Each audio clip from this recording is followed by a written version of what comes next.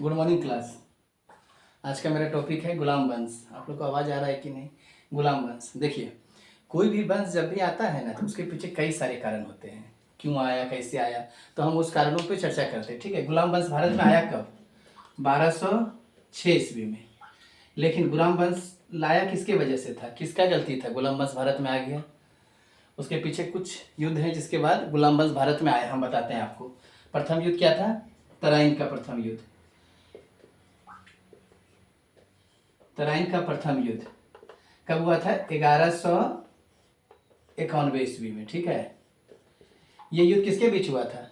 पृथ्वीराज चौहान और मोहम्मद गौरी के बीच में। ठीक है, तराइन का प्रथम युद्ध हुआ था पृथ्वीराज वर्सेस गौरी। ठीक है, जिसमें पृथ्वीराज चौहान जीत गया। तराइन का प्रथम युद्ध में पृथ्वीराज चौहान इसलिए जीत गया क्योंकि पूरा उत्तर भारत के जितना भी राजपूत शासक था ना, उत्तर भारत का, उसने सबने इसका साथ दिया। ठीक है, लेकिन पृथ्वीराज चौहान के बारे में कुछ बात हम आपको बता देते हैं। पृथ्वीराज चौहान पहले राजस्थान का शासक था और इसके नाना जी दिल्ली के शासक थे, अनंतपाल। लेकिन हुआ क्या कि इनके नाना जी का कोई भी संतान ना होने के कारण से, तो इनके नाना जी क्या बोले कि इनको रिक्वेस्ट किए इनके पापा को कि आप आइए और यहाँ का युवराज हम आपको घोषित कर देते हैं। तो पृथ्वीराज दिल्ली चले आए और दिल्ली आए, इनको दिल्ली में युवराज घोषित कर दिया गया। ठीक है, देखिए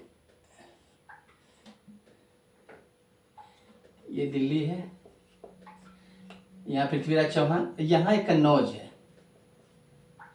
ठीक है, यहाँ का एक शासक था जयचंद। ठीक है, ये थोड़ा बूढ़ा हो गए थे। ये भी शासक अच्छे थे लेकिन समय के साथ इनका उम्र ज्यादा हो गया था, ये थोड़ा बूढ़ा हो गए थे। ठीक है, तो तराइन का प्रथम युद्ध में जयचंद ने पृथ्वीराज चौहान का साथ दिया था। ठीक है, सभी ने इनका साथ दिया और ये तराइन का प्रथम युद्ध जीत गए और मोहम्मद गौरी हार गया। ठीक है, मोहम्मद गौरी जो था ना, अफगानिस्तान का शासक था, छोटा सा राज था, गौर के अधीन था गौरी। ठीक है, ये 1173 ईस्वी में ये गौर का शासक बना था। उसके बाद इसने बहुत सारा युद्ध भारत के साथ किया। पहला आक्रमण ना गौरी ने 1175 ईस्वी में किया था। ठीक है, और दूसरा आक्रमण जो किया ना गौरी ने, पहला आक्रमण 1173 में किया था, दूसरा 1175 में। 1175 में जो गौरी आक्रमण किया था ना, ये गुजरात के शासक के खिलाफ किया था पाटन में, लेकिन इसका धज्जी उड़ा दिया मार के गुजरात का शासक। ठीक है, तो गुजरात का शासक इसका मार के धज्जी उड़ा दिया। तो उसके बाद ना ये थोड़ा शांत हो गया गौरी। उसके बाद फिर 1191 में आक्रमण किया जिसमें से पृथ्वीराज चौहान ने उसको हरा दिया। हुआ क्या? 1192 में तराइन का द्वितीय युद्ध हुआ 1192 में।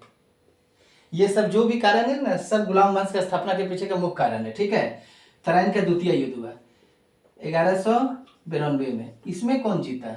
ये भी पृथ्वीराज वर्सेस गौरी के बीच में हुआ था। ठीक है, पृथ्वीराज चौहान और वर्सेस गौरी। इसमें गौरी जीत गया, पृथ्वीराज चौहान हार गया। उस समय पृथ्वीराज चौहान के पास 2 लाख सैनिक था, जो अभी के समय से बहुत ज्यादा था। गलती कहाँ हो गया शासक से? वो गलती कहाँ हुआ वो हम आपको बताते हैं। जब पृथ्वीराज चौहान को ना दिल्ली का शासक बनाया गया तो उस समय कन्नौज में जयचंद था। जयचंद्र की एक बेटी थी जो काफी सुंदर थी, जिसका नाम था संयोगिता।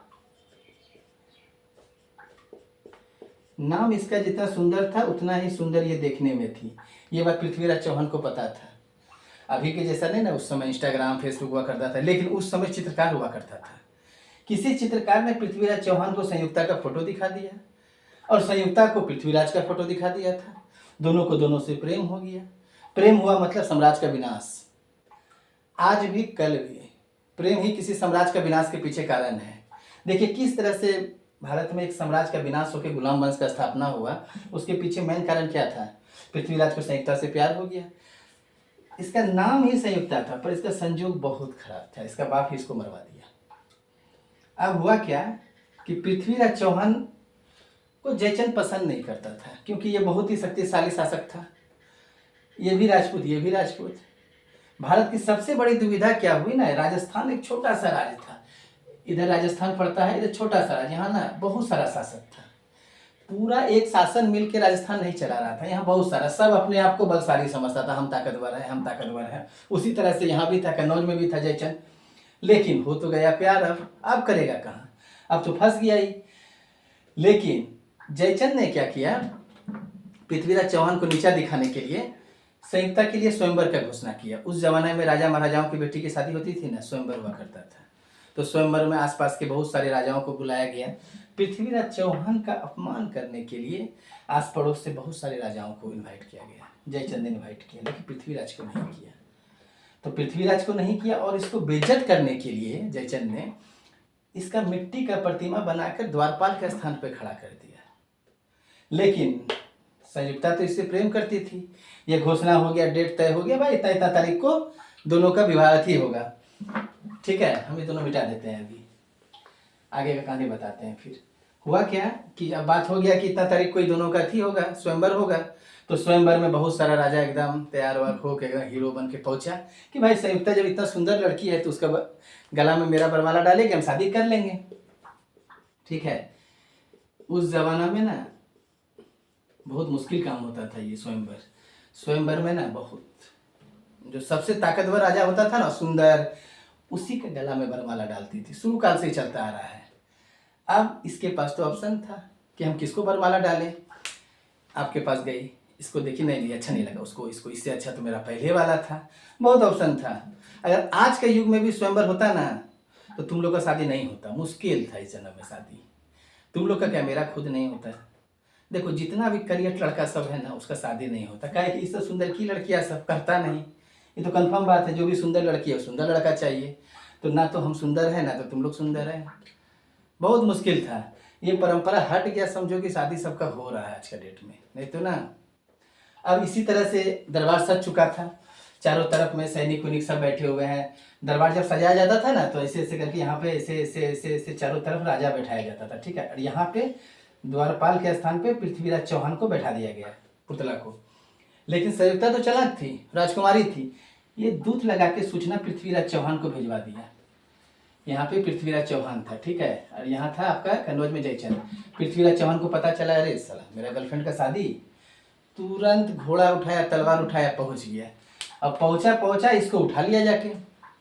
जब इस संयुक्ता को उठा के ले आया तो देखिए, ऐसे अगर एक दिन पहले भाग जाता तो कम बेइज्जती होता जयचंद्र का। सबके सामने नाक कट गया। इतना सारा राजा थू थू करने लगा। पहले तो लड़की मिली नहीं सबको, संयुक्ता से शादी हुआ नहीं, इतना सुंदर। सब राजवा सब तैयार वार होके आया था, एकदम क्रीम पाउडर फेस पाउडर लगा के सब राजा एकदम मुकुट उकुट शेरवानी पहन के कोट पैंट उस जमाना के अनुसार। अभी तो हम नहीं बता सकते हैं। बेटी भाग गई, गाली देना चालू के कहाँ चले गई, हो गया तुम्हारा बेटी ऐसा वैसा। तो हुआ क्या ना कि जयचंद जो था आग बबूला हो गया पूरा कि साला बेटी भाग गई मेरा, हम क्या करेंगे, अब कैसे होगा, क्या होगा। तो जयचंद्र को क्या गुस्सा आ गया कि ठीक है जाओ, तुम मेरा बेटी को लेके चला गया ना, अब हम तुमको बर्बाद कर देंगे। जब संयुक्ता को लेके चला गया पृथ्वीराज चौहान, उसके बाद 1191 के आसपास वो लेके चला गया। तब होता है तराइन का द्वितीय युद्ध। ठीक है, तराइन का जो द्वितीय युद्ध हुआ ना, तराइन का द्वितीय युद्ध में जयचंद्रवा क्या किया कि जाके गौरी को इनवाइट कर दिया कि आओ गौरी लूट लो, इसको मार दो जान से। अब पृथ्वीराज चौहान इस बात से अनभिज्ञ था। तो पृथ्वीराज चौहान क्या किया, फिर अपना वही टेक्निक से लड़ा। लेकिन दिक्कत काम हो गया, गौरी को ना इस सारा राज बता दिया कि पृथ्वीराज चौहान के पास क्या सेना है, कैसा है, क्या रणनीति है, सारा रणनीति बता दिया। पृथ्वीराज चौहान धोखा का शिकार। अब बेचारा इतना ताकतवर होते हुए भी प्यार के चक्कर में देख रहे हैं ना क्या हुआ। ये मारा गया तो इसका बेटी उस समय के अनुसार जो भी राजा महाराजा का बेटी सब होती थी ना राजघराना का, वो जोहर कर लिया करती थी, या तो खुद के जान दे देती थी या किसी प्रकार का जोहर कर लेती, अग्निकुंड बना के। आप तो सुने होंगे, फिल्म समय देखे होंगे। ठीक है, इस तरह से तराइन का द्वितीय युद्ध में ना गौरी जीत गया। अब गौरी जीत गया तो जयचंद्रवा तो खुश था मने में कि उसको मरवा दिए, हम खुश हैं। लेकिन गौरी तो बाहर से आया था ना, ये बाहर वाला का साथ दिया। लेकिन ये 1192 में हुआ था। अब 1194 में हो गया चंदावर का युद्ध। चंदावर का युद्ध, इस युद्ध में ना गौरी तो बाहर से आया था, वो रजिस्टर्ड हरामी था वो शासक। वो क्या किया, अब गौरी वर्सेस जयचंद, दोनों के बीच में युद्ध हो गया। जब जयचंद्रवा को मारने गौरी गया ना तो जयचंद बोलता है, अरे गौरी हम तो तेरा साथ दिए थे रे, तू हमको काहे मार रहा है।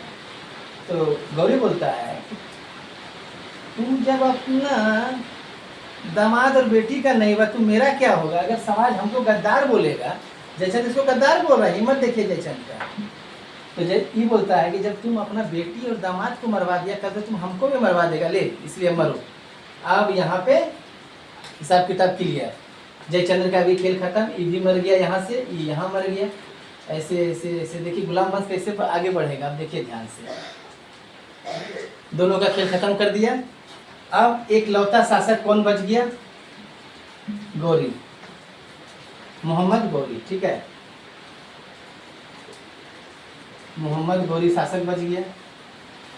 यहाँ जयचंद था, यहाँ पृथ्वीराज था। अभी गौरी जो था ना अफगानिस्तान का था, जो भी अफगानिस्तान का शासक होता है ना, तो वो थोड़ा पहाड़ वहाड़ में रहने वाला होता है, ठीक है। इसको पहाड़ फूल पत्ती पसंद था। अब इसको भारत में मन लगने नहीं लगा। जब 1194 में जब ये जीत लिया ना उसको, चंदावर के युद्ध में जयचंद को, तो इसका गुलामा उलामा बहुत सारा था, 2-3 गो गुलाम था। तो इसका एक गुलाम था बहुत फेमस था, जिसका नाम एवक था, कुतुबुद्दीन ऐबक। और एक क्या था, यालतोज। दोनों गुलाम थे, समझ रहे हैं? तो गुलाम मतलब ये नहीं कि यदि साला गरीब था, गुरबा था, काम करने वाला था, नहीं। उस समय गुलाम वही बनता था ना जो ताकतवर होता था। ये खरीदा था इसको, आप देखेंगे उस समय इतिहास में मलिक काफूर को खरीदा था, मलिक खिलजिया, उसे पूरा दक्षिण भारत जितवा लिया। ये गुलाम था। तो गुलाम को इसलिए खरीदा जाता था ना कि गुलाम बहुत शक्तिशाली होता था, शक्तिशाली होता था, किसी दूसरा के राज में ना चला जाए, इसलिए खरीद लिया इसको, ठीक है। इसको तो खरीद लिया। और ये बहुत देखने में स्मार्ट था, उस समय एकदम सख्त लौंडा था, एकदम लंबा चौड़ा, एकदम ताकतवर था। तो इसको क्या बोला कि जाओ एक काम करो, तुम इधर में भारत का चारों तरफ छोटे छोटे राज को जितना चालू करो। ये छोटा छोटा राज तो पहले जीत लिया था, और 2-3 गो राज जीता ही। जब ये जीत लिया ना, तो इन दोनों में से सबसे ताकतवर ये था। और ये जाके इसको रिपोर्ट करता था कि महाराज जी ऐसा ऐसा बात हुआ, ये हुआ। तो जब ये इसका घर जाता था ना, इसका एक बेटी थी, तो किसी के घर भी कोई नौकर आएगा तो बोलता है बेटी को गाड़ी चलाना सिखा दो अभी का समय में। तो उस समय क्या सिखाता था? घोड़ा चलाना, तो कभी बंदूक चलाना सिखा दो अभी का समय में। उस समय तीरंदाजी होता था। तो जब भी इसको तीरंदाजी सिखाने जाता था ना, तो ऐसे करके मारेगा तो आँख नैन मटक्का हो जाता था दोनों का। घुड़सवारी चला रहा है, घोड़ा एक दूसरे को देख रहा है, ऐसे ऐसे करके, तो प्रेम तो होना ही तय था। अब हो गया इसको प्रेम इससे। अब देखिए, ऐबक को प्रेम हो गया गौरी का बेटी से। लेवल तो बराबर था नहीं। जैसे ये बात गौरी को पता चला, निकाल दिया गौरी अपना तलवार। ये नहीं हो सकता है, कोई मेरा बेटी से प्रेम करे, ये हम बर्दाश्त नहीं करेंगे। बेटियां तो जानबे करते हैं, आप लोग देखबे कि हम क्या करती है। ये गुस्सा हो गई, ले नहीं पापा, आप इसको नहीं मार सकते हैं। जो गलती जयचंद किया था वही गलती आप मत कीजिए। अगर जयचंद ये गलती नहीं करता तो आज एक भारत पे अखंड भारत होता, और अफगानिस्तान तक को वो मिला सकता था, इतना ताकतवर था वो शक्तिशाली पुरुष। लेकिन उसका ससुर उसको धोखा दिया, जिस वजह से भारत में आपका शासन हो गया। अगर यही गलती आप करेंगे तो कल आपके साथ भी यही घटना घटेगा। साला गोरिया चालाक, ये समझ गया बेटी का बात। अब गौरी क्या किया, कुतुबुद्दीन ऐबक के साथ गौरी का बेटी का शादी कर दिया। उसका बेटी जो भी थी ना, सुंदर होगी भाई, फंसा लिया इसको, मैं तो फंसता इससे। लड़कियां लोग बड़ा चालाक होता है, जो सुंदर दिखेगा ना उसी से फंसेगा, ताकतवर, जो राजा बनने लायक।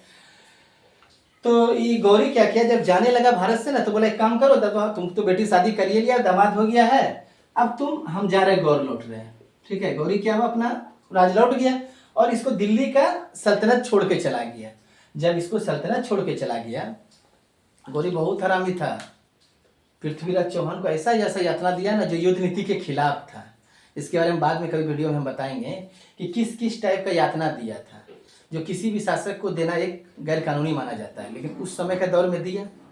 लेकिन क्या देखें आप, एक प्यार के चक्कर में पूरा साम्राज्य तबाह हो गया ना। यहाँ अगर ये बकवा का बेटी ना होता, गुलाम का क्या नाम है, गौरी का बेटी नहीं होती, तो भारत में कभी गुलाम वंश आता? ये क्या था, ये तो गौरी चोर था। इसका शुरू से ही पेशा क्या था, लूटना, ठीक है। लूट के अफगानिस्तान भाग जाना। अफगानिस्तान के लोग का आज भी यही पेशा है कि लूटना, लूटपाट करना, छिनताई करना, ये करना, लेकिन वो लोग सही रूप से शासक नहीं कर पाता है। ये क्या किया, गौरी लूट के जाने लगा। जब गौरी लूट के जाने लगा तो अपना पूरा सल्तनत जो था ना, इसको छोड़ के चला गया।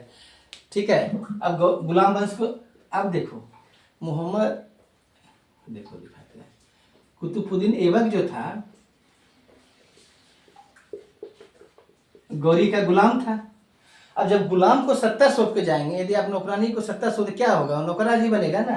ये सत्ता गुलाम को दिया, गुलाम भले दामाद था तो लेवल का नहीं। जब लेवल का नहीं था तो वंश का नाम पड़ गया गुलाम वंश। अब 1206 से दिल्ली में आ गया गुलाम वंश। ठीक, गुलाम वंश का स्थापना 1206 ईस्वी में कुतुबुद्दीन ऐबक ने किया था। ठीक है, वो अपनी पत्नी के साथ अच्छा खुशहाल जीवन जी रहा था। कुतुबुद्दीन ऐबक ने बहुत सारा अच्छा काम भी किया और बहुत सारा गलत भी किया, लेकिन कुतुबुद्दीन ऐबक को लाख बख्श कहा जाता है। ये लाखों का दान किया करता था। कुतुबुद्दीन ऐबक जो था ना, इसको रियल सम्राट नहीं माना गया, है कि ना, तो ये कुछ खास उपाधि धारण किया था। और रियल सम्राट बनने के लिए क्या क्या योग्यताएं होनी चाहिए, कुतुबुद्दीन ऐबक के बाद कौन कौन आया, इल्तुतमिश आया, कौन आया, बलबन आया, बहुत लंबा वंश चला। ठीक है, इस वंश के बारे में हम आपको अगला वीडियो में बताएंगे। लेकिन एक गलती और गद्दारी की वजह से देखिए किस तरह से साम्राज्य तबाह हो रहा है। 1206 ईस्वी से 1526 ईस्वी तक गुलाम वंश चला। ठीक है, 1500, ये बहुत लंबा कार्यकाल चला इस वंश का, इसलिए इस वंश के बारे में हम डिटेल्स में बात करेंगे। इसके बाद कौन कौन शासक आया। जैसे 1526 आया ना, तो पानीपत का प्रथम युद्ध हुआ। पानीपत का प्रथम युद्ध, ठीक, तो प्रथम युद्ध में वही हुआ। गुलाम वंश का अंतिम शासक था इब्राहिम लोदी। लोदी को हरा के बाबर गद्दी पे बैठ गया। बाबर भी कहाँ का था, फरगना का शासक था। किस तरह से मुगल वंश का स्थापना हुआ, कौन धोखा किसको दिया, और गुलाम वंश किस प्रकार चला, इसके बारे में हम नेक्स्ट वीडियो में चर्चा करेंगे। जय हिंद।